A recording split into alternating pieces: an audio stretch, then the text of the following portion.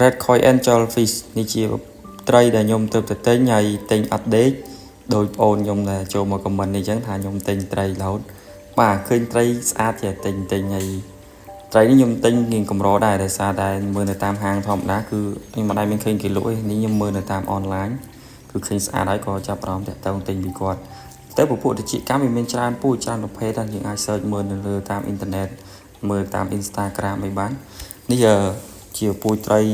Angel Fish វាមានពណ៌លឿងពណ៌អីផ្សេងពណ៌ខៀវមានពណ៌ពួកលាតនេះជាពួកត្រីលាតមានពណ៌សពណ៌ខ្មៅពណ៌បៃតងមានពួកកលេកាឡាប្រកែប្រកង់ច្រើនប្រភេទមែនទែនជាពួកត្រីជាកម្មហ្នឹងវាមានច្រើនពូជអញ្ចឹងពូជរបស់ខ្ញុំនេះក៏វារៀងកម្រដែរនេះជាពួក Red Eye វាពួកភ្នែកក្រហមអញ្ចឹងភ្នែករបស់វាមើលទៅក្រហមខ្លួនតួរបស់វាគឺសស្គុះមើលឃើញដល់ឆ្អឹងកាពះពោះវៀនប៉ុន្តែ